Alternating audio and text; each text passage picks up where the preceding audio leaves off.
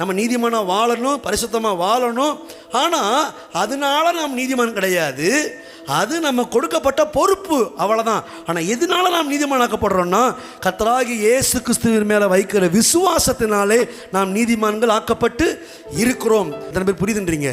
உங்கள் கிரியைகளினாலேயோ நியாயப்பிரமாண கிரியைகளினாலேயோ நான் தேவனுக்கு முன்னாடி நீதிமானாய் காட்ட நான் முயற்சி எடுத்து விட்டால் கர்த்தர் சொல்றாரு, நீ கிறிஸ்துவை விட்டு பிரிந்து கிருபையில் இன்று விழுந்தீர்கள். எவ்வளவு பெரிய கொடூரமான வார்த்தை பாருங்க ஐயா. பரிசுத்த ஆவியானவரால் ஏவப்பட்டு அப்போஸ்தலனாகிய பவுல் இந்த கலாத்திய நிருபத்தில் எழுதுகிறாரு. பவுல் சொல்கிறாரு, இது நான் எங்களுடைய மூத்தவர்கள்ட்ட யார்கிட்டையும் போய் கற்றுக்கொள்ளலை, கர்த்தரே இதை எனக்கு என்ன பண்ணார், வெளிப்படுத்தினார்ன்றாரு. அப்படி வெளிப்படுத்தின வார்த்தைகளில் முக்கியமான வார்த்தையை சொல்கிறேன்.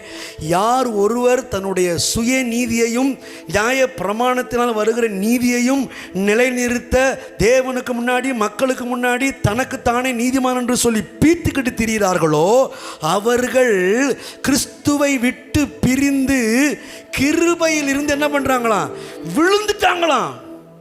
எச்சரிக்கை என்றார் கர்த்தர். அப்ப சுயநீதி என்பது எவ்வளவு மோசமானதுன்னு பாருங்க. அதனால தான் கர்த்தர் சொல்றாரு, அவருடைய நீதியை தேடுங்கள். கைகளை தட்டி ஹல்லேலூயா. உங்க அன்பிற்கு ஈடே இல்லை,